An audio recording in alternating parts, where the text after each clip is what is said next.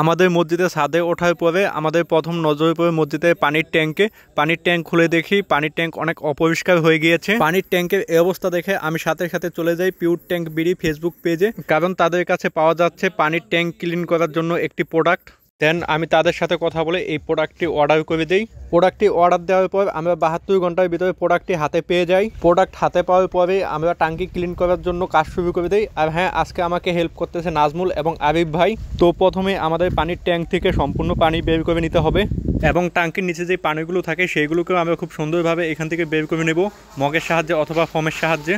পানি বের করার পর এখন আমাদের লিকুইডটি দেওয়ার পালা। তো এখন আমরা এই লিকুইডটি দিয়ে দিচ্ছি পানির ট্যাঙ্কে। লিকুইডটি দেওয়ার সাথে সাথে আমাদের ট্যাঙ্ক পরিষ্কার হতে শুরু করবে। এরপর ভালোভাবে পানির ট্যাঙ্কটি ব্যারাজ দিয়ে ঘষে নিতে হবে। আর হ্যাঁ, এই ব্যারাজটি আমরা এই প্রোডাক্টের সাথেই পাই।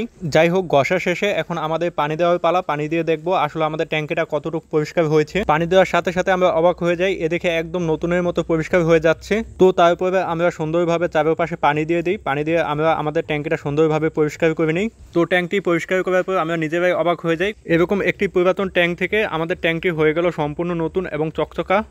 সব কাজ শেষ করে এখন আমরা আমাদের ট্যাঙ্কের বাইরের পাশটাও পরিষ্কার করতেছি আমাদের নিজেদের মতো করে। আসলে এখানে সবাই অনেক অনেক কষ্ট করে কাজগুলো করেছে।